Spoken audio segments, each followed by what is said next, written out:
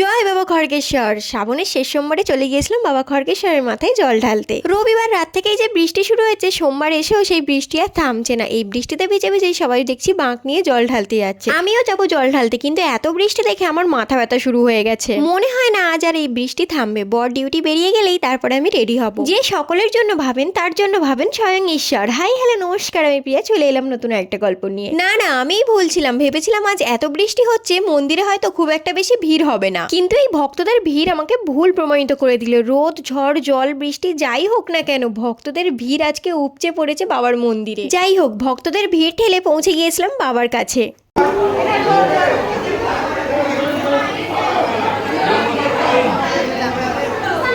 মন্দির থেকে বেরিয়েই দেখি বৃষ্টি শুরু হয়ে গেছে, তাই দৌড়চ্ছি তাড়াতাড়ি বাড়ি যাবো বলে। অনেকদিন ধরেই মনে মনে ইচ্ছা ছিল যে এই বছরের শ্রাবণ মাসের প্রত্যেকটা সোমবারে বাবার মাথায় জল ঢালবো, আর সেই ইচ্ছাটা আজকে শ্রাবণের শেষ সোমবারে এসে পূরণ হয়ে গেল। বিকেলবেলা গিয়েছিলাম একটুখানি মায়ের কাছে, আর মা দেখি আজকে বাবার জন্য পাকা আমের বড়া বানাচ্ছিল। আজকের ভিডিও এতটাই। ভিডিও ভালো লাগলে লাইক শেয়ার কমেন্ট করে আমাকে ফলো করে নিও। টাটা।